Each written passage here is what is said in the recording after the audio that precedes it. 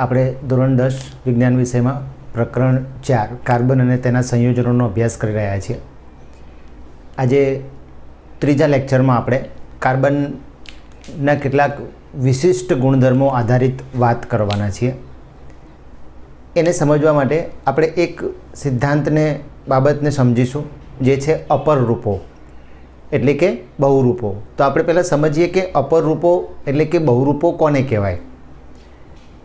એક જ તત્વના બે કે તેથી વધુ સ્વરૂપો કે જેમના ભૌતિક ગુણધર્મો અસમાન હોય, ભૌતિક ગુણધર્મો અસમાન હોય, આ બાબતને ધ્યાનમાં લઈશું. ભૌતિક ગુણધર્મો અસમાન હોય પરંતુ તેમના રાસાયણિક ગુણધર્મો સમાન હોય.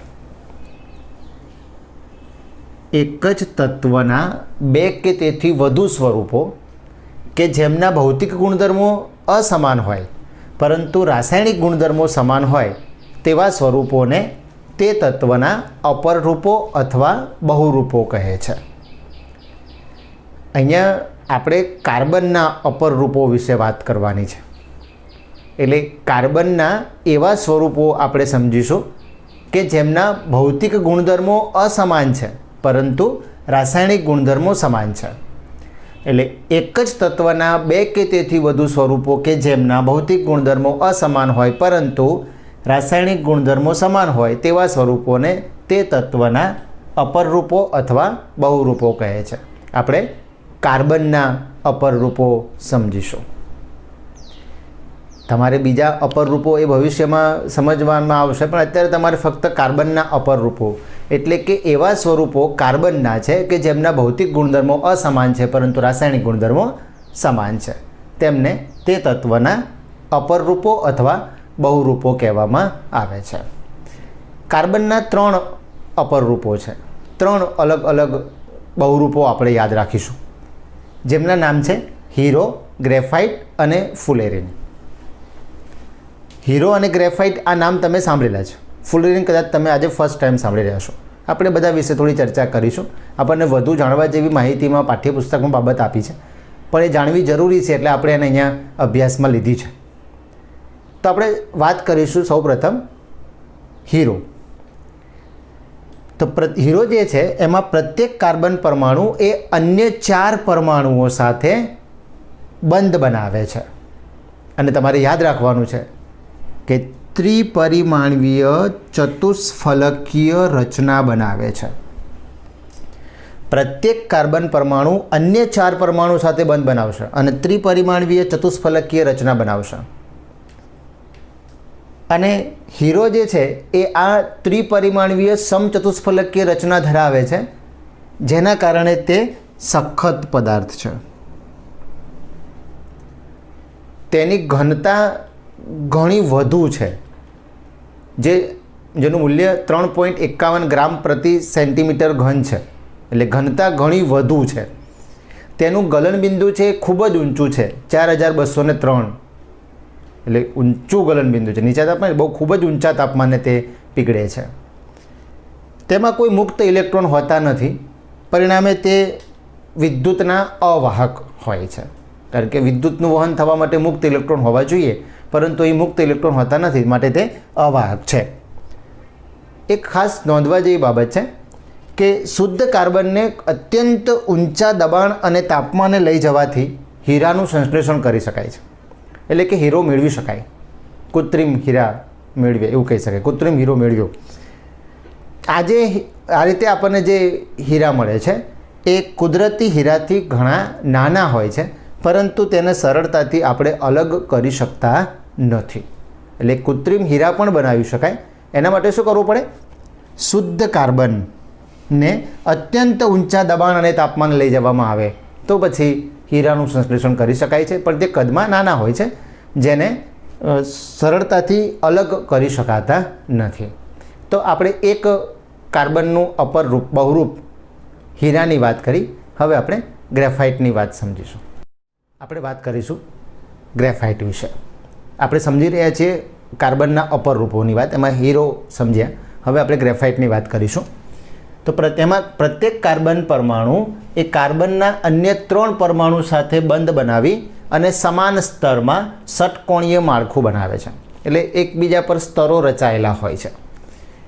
અને ગ્રેફાઇટ છે એ અનેક સ્તરોથી બનેલો હોય છે અને તે લીસો અને ચીકણો પદાર્થ હોય છે અને તે હીરા જેટલી વધુ મજબૂતાઈ ધરાવતો નથી, તે બરડ હોય છે અને તેમાં મુક્ત ઇલેક્ટ્રોન હોય છે, માટે તે વિદ્યુત અને ઉષ્માનો સુવાહક હોય છે. તો ગ્રેફાઇટ એ શા માટે વિદ્યુતનું વહન કરી શકશે? કારણ કે તે વિદ્યુત અને ઉષ્માનું વહન કરી શકવા માટે જરૂરી એવા મુક્ત ઇલેક્ટ્રોન ધરાવે છે, માટે તે સુવાહક તરીકે વર્તે છે. સામાન્ય રીતે આપણે અધાતુની વાત કરતા હોઈએ તો એમાં એવું જાણીએ છીએ કે તે વિદ્યુતના અવાહક તરીકે વર્તતા હોય છે, પરંતુ ગ્રેફાઇટ એક અપવાદ છે કે જે વિદ્યુતનું વહન કરી શકે છે. અને કેમ? કારણ કે તે એક ઇલેક્ટ્રોન મુક્ત સ્વરૂપમાં ધરાવે છે. આ મુક્ત ઇલેક્ટ્રોન એ વિદ્યુત પ્રવાહનું વહન કરે છે, માટે તે વિદ્યુત સુવાહક તરીકે વર્તે છે. એક ત્રીજું અપર રૂપ પણ આપણે સમજી લઈએ, ફુલેરિન.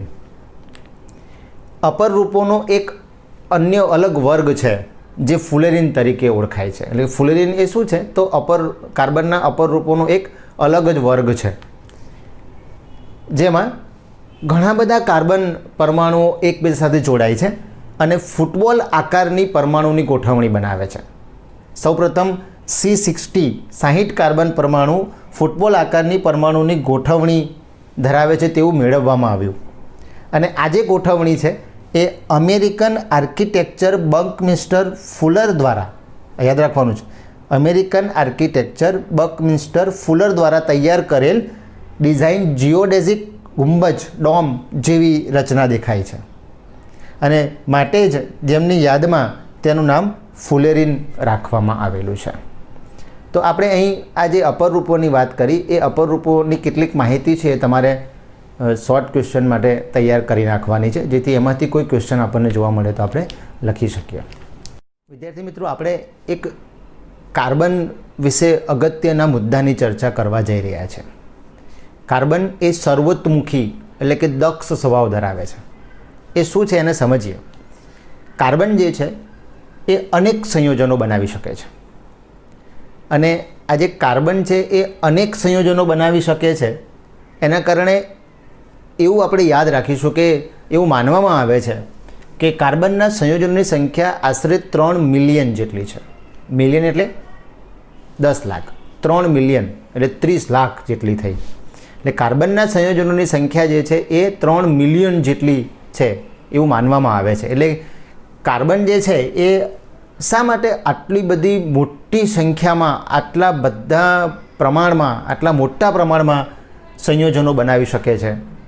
તો એને સમજવા માટે આપણે કાર્બનના કેટલાક વિશિષ્ટ ગુણધર્મો, એના માટેના કેટલાક કાર્બનના ગુણધર્મો દર્શાવતા પરિબળો છે એને આપણે સમજીશું. એમાંનું એક પરિબળ છે જેનું નામ છે કેટેનેશન. કાર્બન એ કેટેનેશનનો વિશિષ્ટ ગુણ ધરાવે છે. હવે આ કેટેનેશન એટલે શું તો એ સમજીએ આપણે. કાર્બન પરમાણુ એ અન્ય કાર્બન અણુઓ સાથે બંધ બનાવવાની અદ્વિતીય ક્ષમતા ધરાવે છે અને તેથી ખૂબ જ વધુ સંખ્યામાં અણુઓ બને છે. આ કાર્બન પરમાણુ એ અન્ય કાર્બન પરમાણુ સાથે જોડાવાની જે આ અદ્વિતીય ક્ષમતા ધરાવે છે, જેના કારણે મોટી સંખ્યામાં અણુઓ બને છે, આ ગુણધર્મને કેટેનેશન તરીકે ઓળખવામાં આવે છે. આ જે કાર્બનના સંયોજનો છે એ લાંબી શૃંખલા, શાખિત શૃંખલા અથવા વલયોમાં ગોઠવાયેલા કાર્બન પરમાણુ હોય છે. એને હું તમને ઉદાહરણ સાથે સમજાવું કે કેવી રીતે હોઈ શકે. તો આપણે જો લાંબી શૃંખલાનો વિચાર કરીએ ને તો આપણે એવું ઉદાહરણ આપી શકીએ કે કાર્બન પરમાણુ જે છે આ રીતે લાંબી શૃંખલામાં જોડાયેલા હોઈ શકે. આ ઉપરાંત જો શાખિત શૃંખલાનું ઉદાહરણ આપણે વિચારીએ તો તેમાં આ રીતે કાર્બન પરમાણુ એ કોઈ કાર્બન સાથે શૃંખલા સ્વરૂપમાં જોડાય. જો આપણે વલયોની વાત કરીએ તો વલયો માટે અલગ અલગ સંખ્યા હોઈ શકે. 3 કાર્બનનું વલય જો આપણે વિચારીએ તો 3 કાર્બન આ રીતે વલય આકારે જોડાઈ શકે. 4 કાર્બન પણ જોડાઈ શકે. 4 કાર્બનનું વલય પણ બની શકે. આ રીતે 4 કાર્બન વલય આકારે જોડાય, 5 પણ જોડાઈ શકે. 5 કાર્બનનું વલય પણ બની શકે. આ રીતે 5 કાર્બન વલય આકારે જોડાયેલા હોઈ શકે. આપણે આગળ જ્યારે કાર્બનિક સંયોજનોનો અભ્યાસ કરીશું ત્યારે આપણે આને વિગતે સમજીશું. 6 કાર્બન પરમાણુ પણ એ વલય આકારે જોડાઈ શકે છે આ પ્રકારે. ટૂંકમાં કાર્બન પરમાણુ જે છે એ અન્ય કાર્બન પરમાણુ સાથે લાંબી શૃંખલા કે શાખિત શૃંખલા કે વલયોમાં પણ ગોઠવાય છે. અને આ જે વિશિષ્ટ ગુણધર્મ છે ને એના કારણે જ આપણને વિપુલ સંખ્યામાં આશરે 3 મિલિયન જેટલા કાર્બનિક સંયોજનો પ્રાપ્ત થયેલા છે. અને આ જે ગુણધર્મ છે એને આપણે કેટેનેશન તરીકે ઓળખીશું. કાર્બન પરમાણુ એ અન્ય કાર્બન પરમાણુ સાથે એકલબંધ કે દ્વિબંધ કે ત્રિબંધથી પણ જોડાયેલા હોઈ શકે છે. આપણે સમજીશું હમણાં આગળના લેક્ચરમાં કે એકલબંધથી જોડાયેલા એટલે કે સંતૃપ્ત સંયોજનો, દ્વિબંધ કે ત્રિબંધથી જોડાયેલા એટલે કે અસંતૃપ્ત હાઇડ્રોકાર્બન સંયોજનો હોય છે. એ ત્યારે આપણે વિગતે એની ચર્ચા કરીએ છીએ. પણ અત્યારે એવું યાદ રાખો કે કાર્બન પરમાણુ એ એકલબંધથી પણ જોડાય, દ્વિબંધથી પણ જોડાય અને ત્રિબંધથી પણ જોડાય છે. એટલે જોડાવાની સંખ્યા, જે બંધની સંખ્યા છે એ પણ બદલાય, એટલે સંયોજનો બદલાય. એટલે જ તો મોટી સંખ્યામાં કાર્બનના સંયોજનો અસ્તિત્વ ધરાવે છે. અને કાર્બન કાર્બન વચ્ચે બંધ પ્રબળ હોય છે, એટલે મોટી સંખ્યામાં સ્થાયી સંયોજનો પણ બનાવે છે. તો કેટેનેશન એટલે શું? કાર્બન પરમાણુ અન્ય કાર્બન પરમાણુ સાથે જોડાય લાંબી શૃંખલા કે શાખી શૃંખલા કે વલયોના સ્વરૂપમાં અને મોટી સંખ્યામાં કાર્બનિક સંયોજનો આપણને આપે છે. અને આ ગુણધર્મને આપણે કેટેનેશન તરીકે ઓળખીએ છીએ. એમાં આપણે આ લાંબી શૃંખલા કે શાખી શૃંખલા કે વલયોના કેટલાક ઉદાહરણો અહીં તમને આપ્યા છે. આ કેટેનેશનની શોર્ટ નોટ તૈયાર કરવાની છે. આપણે સમજી રહ્યા છીએ કે કાર્બનનો સર્વોત્મુખી સ્વભાવ એટલે કે દક્ષ સ્વભાવ, એનું કારણ શું છે, એમાં કેટેનેશન સમજે. હવે આપણે બીજી અગત્યની વાત વિચારીશું, એ છે કાર્બનની સંયોજકતા. આપણે સમજ્યા છીએ કાર્બનની સંયોજકતા 4 છે અને જેના કારણે કાર્બન એ ઓક્સિજન કે નાઇટ્રોજન, હાઇડ્રોજન કે સલ્ફર કે ક્લોરિન અથવા અન્ય તત્વો સાથે પણ જોડાય અને વિશિષ્ટ ગુણધર્મો ધરાવતા સંયોજનો બનાવે છે. આ વિશિષ્ટ ગુણધર્મોનું કારણ એ કાર્બન સિવાયના અન્ય તત્વો કયા છે એના પર આધારિત હોય છે. સંયોજકતા 4 છે. જે કાર્બન છે એ ઓક્સિજન કે નાઇટ્રોજન કે હાઇડ્રોજન, સલ્ફર, ક્લોરિન તથા અન્ય તત્વો સાથે પણ જોડાય અને વિશિષ્ટ ગુણધર્મો ધરાવતા સંયોજનો બનાવે છે. આ વિશિષ્ટ ગુણધર્મોનું કારણ એ કાર્બન સિવાય જે જોડાયેલા અન્ય તત્વો છે તે છે. અને કાર્બન જે છે એનું કદ નાનું છે, એટલે એનું પરમાણુ કેન્દ્ર છે એ ભાગીદારી પામેલા જે ઇલેક્ટ્રોન યુગ્મ છે એને મજબૂતાઈથી જકડી રાખે છે અને પરિણામે પ્રબળ બંધ બને છે. પ્રબળ હોવાનું કારણ શું છે કે કાર્બન જે છે એનું કદ નાનું, એનું પરમાણુ કેન્દ્ર છે એ ભાગીદારીથી પામેલા જે જોડાયેલા ઇલેક્ટ્રોન યુગ્મ છે એને મજબૂતાઈથી પકડી રાખે છે, જકડી રાખે છે અને પરિણામે પ્રબળ બંધ બને છે. કાર્બનિક સંયોજનો માટેની એક માન્યતા હતી, જોકે એ માન્યતા ખોટી પડી છે, પણ એ માન્યતા શું છે એ આપણે સમજીએ. પ્રાચીન સમયમાં એવું માનવામાં આવતું હતું કે સજીવમાં રહેલું કંઈક મહત્ત્વપૂર્ણ બળ એ કાર્બનિક પદાર્થની બનાવટ માટે જરૂરી છે. એટલે સજીવમાં કોઈક એવું મહત્ત્વપૂર્ણ બળ રહેલું છે જે કાર્બનિક પદાર્થની બનાવટ માટે જરૂરી છે. પરંતુ આ માન્યતાનું ખંડન, આ માન્યતા ખોટી છે એવું કહ્યું 1828માં જર્મન વૈજ્ઞાનિક ફ્રેડરિચ વોહલરે. એને શું કર્યું તો એને અકાર્બનિક પદાર્થ એમોનિયમ સાયનેટમાંથી યુરિયા મેળવ્યું.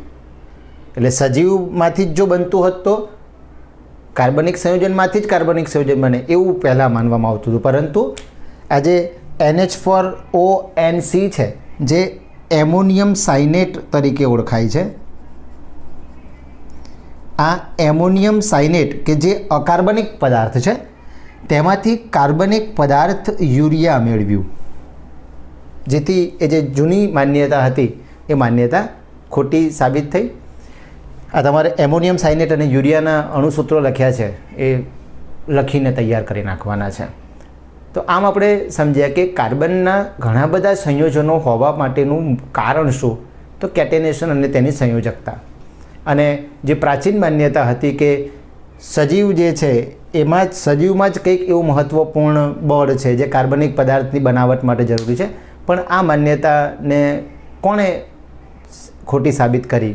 તો તમારે યાદ રાખવાનું છે વોહલર, ફ્રેડરિચ વોહલરે આ જે માન્યતા છે એને ખોટી સાબિત કરી છે. આપણે હવે પછીના લેક્ચરમાં ખૂબ જ અગત્યના મુદ્દાની ચર્ચા કરવાના છીએ. કાર્બનિક સંયોજનોના સૂત્રો, એના નામ લખતા આપણે શીખવાનું થશે. એની કેટલીક બેઝિક બાબતો છે નેક્સ્ટ લેક્ચરમાં આપણે શરૂ કરીશું.